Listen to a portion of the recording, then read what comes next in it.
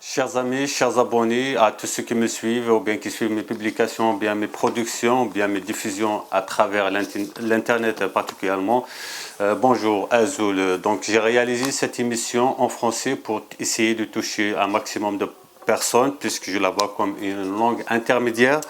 Donc, je vais essayer de parler d'un sujet d'actualité qui est aussi en Algérie. Je pense que c'est facile à deviner de quoi j'ai envie de parler, évidemment de ce fameux documentaire qui a été réalisé par un journaliste du Monde qui s'appelle Mustafa Kssous et qui a pour titre Algérie, mon amour. Donc je vais essayer de parler, peut-être je vais apporter un élément encore un peu plus de détails, autant que journaliste, mais aussi autant que réalisateur, parce que je suis réalisateur aussi de documentaires. Je connais un petit peu ce monde, je connais aussi les rouages, comment on peut tripoter, comment on peut jouer son jeu quand on le veut, lorsqu'il s'agit de réalisation d'une œuvre, à l'exemple d'un documentaire. Donc tout d'abord, j'étais parmi les premiers à dénoncer, d'ailleurs en le regardant, en arrivant à cette scène-là, j'ai senti une colère en moi, j'ai senti une indignation, j'ai senti comme quoi, j'ai vite reconnu comme quoi il y avait soit de l'amateurisme, soit de l'irresponsabilité, soit de la manipulation, ou bien quelque chose de mal qu'on a voulu faire et d'une manière préméditée. Mais dans l'ensemble, je vais parler du documentaire. Donc, en tant que réalisateur, je veux dire que c'est un documentaire moyen, facile à réaliser. Comment? Parce que les documentaires, c'est une catégorie. Nous avons des documentaires qui sont un travail d'investigation, ça demande des mois, ça demande des détails, ça demande des études, ça demande vraiment beaucoup de travail, des dizaines, si ce n'est pas des centaines d'heures de travail entre le montage, le tournage, la recherche et tout ça. Mais ce documentaire-là, et les moyens, comment on le réalise? Généralement, par exemple, on veut étudier un sujet. On prend par exemple 4, 5, 7, 10 intervenants. On va leur poser la même question. Donc, tous, ils vont avoir la même question. Après, on évolue le documentaire en suivant la réponse. Donc, on arrive par exemple sur le cas de l'Algérie, sur la laïcité. On va voir ce que disent chacun d'eux. On arrive par exemple sur l'économie, on arrive sur le politique, on arrive sur l'histoire, on arrive sur l'avenir. Donc, après, on colle les parties et puis on fait un petit habillage au milieu, une petite voix off, une petite musique, quelques prises de vue. Donc le documentaire est monté, il est réalisé et c'est facile. Donc ça ne veut pas dire que je dénigre ce monde-là, mais pour vous dire comme quoi ce n'est pas un documentaire d'envergure. Et comment on réalise des documentaires? Par exemple, moi, j'ai réalisé des documentaires, je n'ai jamais bénéficié d'un centime de subvention de l'État. Lorsque j'étais en Algérie pour réaliser un documentaire, les documentaires se chiffraient, l'État subventionnait les documentaires jusqu'à 2013, elle est subventionnée jusqu'à 400 millions de centimes. Donc 4 millions de dinars, jusqu'à 400 millions de centimes. Mais les gens qui sont motivés, qui ont de la motivation, qui ont de la volonté, qui ont la rage de réaliser beaucoup de choses, ils ne bénéficient jamais de subventions de ce documentaire-là. Ils les donnent pour des médiocres, pour leurs clients. Ça m'est arrivé même d'aller négocier des choses. Ils m'ont appelé, ils étaient surpris par l'idée. J'étais dans des ministères. Donc, je me suis déplacé au moins 4 ou 5 fois, donc des rencontres des personnes. À la fin, ils m'ont dit, après-demain, vous aurez le bon de commande. Juste après-demain, il n'y a plus rien. Et après, j'ai appris comme quoi c'est la chargée de la communication, c'est l'une des personnes qui me recevait, qui a demandé à son fils de devenir sur place réalisateur et de voler le projet et d'empocher cet argent. Pour vous dire qu'on peut citer des millions de cas sataniques de ce système en Algérie. Je fais une parenthèse, je reviens à ce sujet. Donc le documentaire, les moyens. Et comment on fait un documentaire? En Algérie, on demande la subvention au ministère de la Culture et parfois avec la télévision nationale, mais ici en France, pour réaliser un documentaire, il faut le présenter, le projet, au niveau d'une chaîne de télévision. Et si votre dossier est accepté, ils vont vous donner le OK, ils vont vous donner le budget. Par exemple, ils vont vous donner 30 40 000, 50 000, 100 000, 200 000 euros de budget. Donc, mais dans ce dossier-là, en plus du dossier administratif, du budget, tout ça, il y a ce qu'on appelle le synopsis. Synopsis, c'est de présenter brièvement de quoi il s'agit comme documentaire, comme œuvre. Et il y a aussi le scénario. Le scénario, vous allez donner encore plus de détails. Et c'est dans ces éléments-là que la télévision, l'administration d'une télévision française va juger est-ce qu'elle va financer ou pas. Donc, lorsque par exemple, Moustapha Kissous, qui est un franco-algérien, mais qui a de l'Algérie que le Nord, parce qu'il ne vit pas réellement en Algérie, il ne connaît pas la culture algérienne, ou bien il connaît, il fait le jeu de ne pas l'avoir connu. Donc, lorsqu'il présente à une télévision française, voilà, donc je vais filmer des jeunes, c'est des laïcs, d'accord, c'est ça, mais lorsqu'il leur dit par exemple, il y a des jeunes que je peux filmer, ils peuvent se montrer, je m'excuse pour le terme, en liberté sexuelle, en image, boivent de l'alcool en direct dans une société un peu conservatrice, et en plus de ça, il y a la culture des métals, et ces jeunes-là ne diffèrent pas de ceux de cette catégorie minime qui vit à Paris ou bien ailleurs en France. Là, ils vont dire il y a quelque chose de nouveau à montrer. C'est comme si par exemple, je vais vous donner un exemple, c'est comme si par exemple vous allez dire pour les islamistes, la mouvance islamiste qui ont des pétrodollars, vous allez demander par exemple au Qatar ou bien aux autres organisations des frères musulmans de toute cette mouvance, vous allez leur dire je vais faire un documentaire à Tel Aviv qui parle des musulmans, c'est pas seulement des musulmans parce qu'il y a toujours des islamistes, des familles islamistes à Jérusalem ou bien à Tel Aviv. Donc là ça devient intéressant parce que l'enjeu de cette image elle est importante sur le plan idéologique, sur le plan politique, sur le plan de propagande. Ou bien le même exemple, et comme si par exemple je veux toujours demander à cette mouvance de me financer, de me donner 300 000 $ ou bien $1 million pour réaliser un documentaire où je vais montrer plein de familles islamistes au cœur des États-Unis ou bien dans un autre pays occidental. Parce que ce que je vais produire, elle va participer à la propagande. Parce que le pauvre citoyen, lorsqu'il voit le documentaire, ils vont lui faire croire directement ou bien indirectement comme quoi l'Amérique, elle est devenue islamiste. Ce n'est pas islamique, mais c'est islamiste. Tel Aviv, elle va devenir islamiste. Donc c'est la reconquête.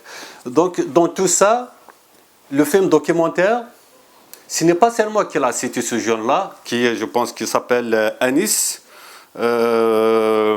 Voilà, il s'appelle Anis, le jeune de métal. Le métal, ça veut dire c'est les gens qui mettent beaucoup de bijoux, qui ont une vie libre, ils sont libres, on les respecte, ils ont le droit d'exister, ils sont des Algériens, parce que je vais revenir à ça, je ne veux pas incriminer, je ne veux pas accuser, je ne veux pas en vouloir aux jeunes. À part cette scène dans laquelle ils ont zoomé, je dis bien, je suis réalisateur, je sais de quoi je parle. Il a tardé plus qu'il en faut dans cette scène dans la terrasse. On montre cette scène de consommation d'alcool et tout ça. Ça ne veut pas dire qu'il n'y a pas de consommation d'alcool en Algérie. Dans ma ville, à Tixirt, il y a plus de bars que de magasins, par exemple, d'habillement. Il y a plus de bars que de magasins presque d'alimentation. Mais c'est tout à fait normal. Ça cohabite, c'est la réalité. Mais celui, par exemple, qui consomme de l'alcool, il ne va pas venir avec ses bouteilles se placer en rond-point au centre-ville, boire. Donc là, il a manqué du respect pour les autres, ou bien il va se placer devant la mosquée et boire. Là, c'est une provocation. Et celui qui fréquente la mosquée n'a pas le droit de s'introduire dans des bars et faire son discours ou bien faire sa propagande. Chacun dans sa place. Donc il y a une cohabitation, c'est ça qu'on appelle la laïcité, le vivre ensemble. Après, donc il a zoomé sur ça. Et après, j'ai lu quelque part, il y a à Nice, il y a aussi la Sonia Sam, la psychiatre, la jeune psychiatre qui a intervenu. Donc, elle a dénoncé comme quoi il y a une censure. Surtout à Nice, elle a dit que ces images-là, au moment où lorsqu'elle les a filmées dans la terrasse la nuit, a dit comme quoi c'est des images privées. On s'est entendu comme quoi elle ne va pas les introduire dans le documentaire. Et on va voir, et c'est facile à devenir parce que si on essaie de voir bien l'image, le caméraman filmait de loin. C'est comme ces gens-là étaient en retrait. Ils n'étaient pas en action d'intervention ou bien d'implication dans le processus de ce projet de documentaire. Donc là, si je reprends l'idée de Anis, il y a malintention. Il y a détournement de sujet, d'image, le dawa à l'image et tout ça. Donc, ce qui est grave d'un personnage qui s'appelle Mustafa Kessous, qui est un journaliste au monde, qui a diffusé ça sur France 5. Donc, il y a aussi Hamou Boumdine, qui est un ami, qui est quelqu'un de bien posé, très bien politisé. Il m'a dit que beaucoup de choses, ou bien le plus important de ce qu'il a dit, n'a pas été diffusé. Parce que le réalisateur, il a été aveuglé par montrer ce qu'il a voulu montrer. Et surtout, c'est pour plaire à la télévision. Et la télévision, c'est pour faire la propagande, ou bien pour des intentions. Au point où les Algériens ont le dawa de demander, de se poser les questions, est-ce que ce M. Kessous n'est pas un chargé de mission? Est-ce qu'il a fait ça naïvement? Est-ce qu'il est amateur? Parce que les journalistes, ça veut dire la presse écrite, il n'est pas dans l'audiovisuel. Est-ce que c'est un amateur? Ou bien est-ce que... On se pose des questions. Bref, dans tout ça. Donc, ce que je voulais dire, le plus important de ce que je voulais dire, j'ai pas voulu... le plus important de ce que je voulais dire, j'ai pas voulu... Surtout qu'on accuse ou bien qu'on reproche à ces jeunes-là, ou bien de me placer dans cette image, cachez-moi, ça c'est pas en Algérie. Tout ce que vous allez trouver ailleurs, dans n'importe quel pays du monde, vous allez le trouver en Algérie. Dans les pays de liberté, il se pratique grand jour en toute liberté, et dans les pays fermés, verrouillés, là où il y a l'idéologie, il se pratique... Je vais vous donner un exemple. Vous pouvez voir dans l'internet, par exemple l'alcool.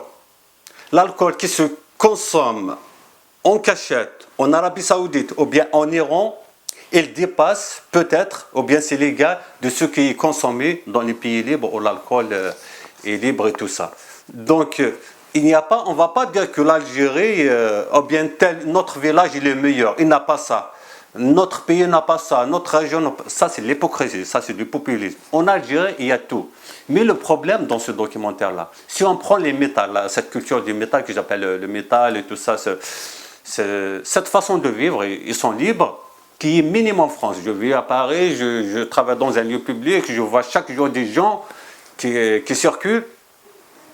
Donc ils sont minimum en France. En Algérie, ils sont insignifiants. Si par exemple, on va dire de combien ils sont en Algérie, cette catégorie qui aspire à cette liberté à l'occidental, c'est leur dawa, on peut le dire qu'ils sont à 0,00001. Je ne sais pas combien de zéros pour écrire le 1.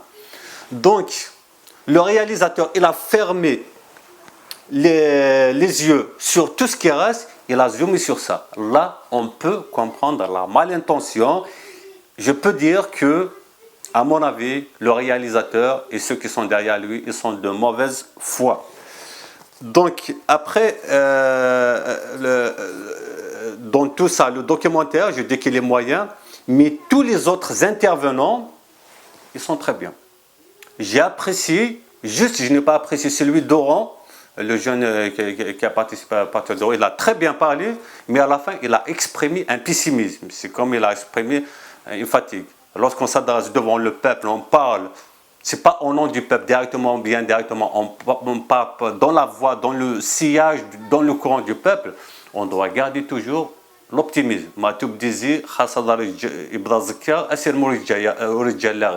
Donc il faut toujours garder l'optimisme. On ne va pas dire qu'on ne peut pas, on peut. Parce que ce que le peuple veut, Dieu le veut. Mais dans tout ça, dans l'Algérie, il y a double combat. Attention, je le répète, ce n'est pas pour désespérer les autres, il vaut mieux une vérité amère qui dérange qu'un mensonge qui console ou bien qui nous trompe. En Algérie, le combat est double. Il est contre le système, il a atteint ses limites, il ne peut plus, il y a encore le probable scénario à ce que les islamistes peuvent supplanter, peuvent remplacer le peuple. Donc ça veut dire ils peuvent remplacer le système. Ça veut dire on va revenir à l'été 1962. La France, elle est partie. Le colonialisme français, il est parti, il est remplacé par un autre. Nous, ça veut dire, on va entrer dans le jeu de chasser ou bien de pousser le système à partir. Après, les islamistes, avec leur organisation internationale, le million de dollars, toute cette force qu'ils drainent, ils vont s'imposer comme solution. Et nous allons nous retrouver dans un système encore pire que celui qui existe. Non, ni ça, ni ça. L'Algérie, elle doit être une Algérie plurielle. Le seul baromètre qui peut nous assurer d'une bonne Algérie, c'est le vivre ensemble. Vivre ensemble. Ce Anis qui consomme de l'alcool, qui veut, avec ses camarades, qui veut une liberté totale en Algérie, celui qui veut être un musulman à fond, même fanatique, il n'a qu'à appliquer l'État islamique dans sa tête. Le mécanicien a le droit de vivre, celui qui vit un croyant, il a le droit de vivre, donc c'est la place de tout le monde. Ma liberté s'arrête où commence votre liberté. Donc tout ça pour ne pas ouvrir, parce que je peux revenir dans d'autres sujets, je vais donner mon point de vue sur pas mal de sujets sensibles en Algérie. Je dis, ce n'est qu'un point de vue, je ne me place pas en donneur de leçons, mais j'exerce mon dawa d'exprimer mon opinion.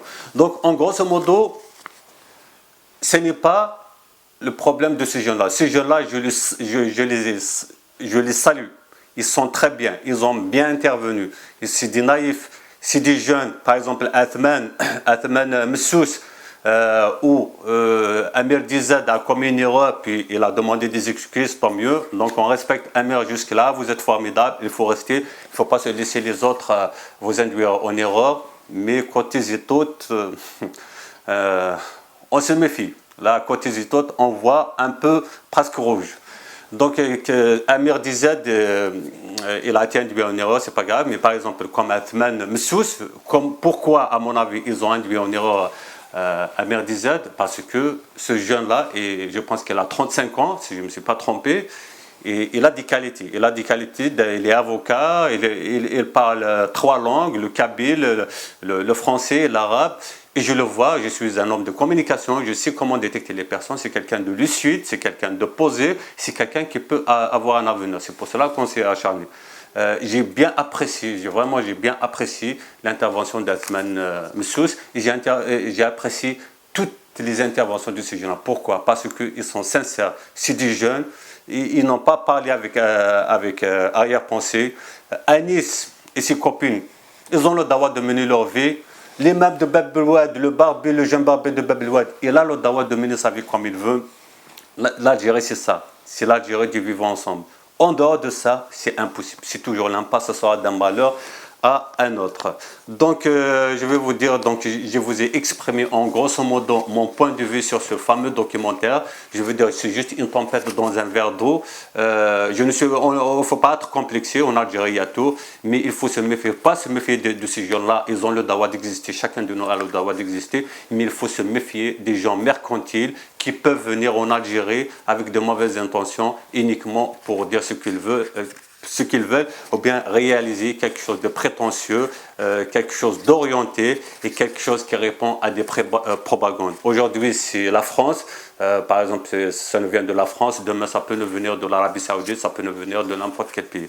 Voilà, j'arrive à la fin de mon émission. Je suis désolé, je m'excuse si j'étais un peu lent. Donc, on va se donner rendez-vous dans les prochains jours pour d'autres numéros où je vais exprimer mon opinion, mon point de vue et apporter mon expérience sur le plan de communication. Donc je vous laisse, je vous souhaite une agréable journée. Prenez soin de vous. Artufat,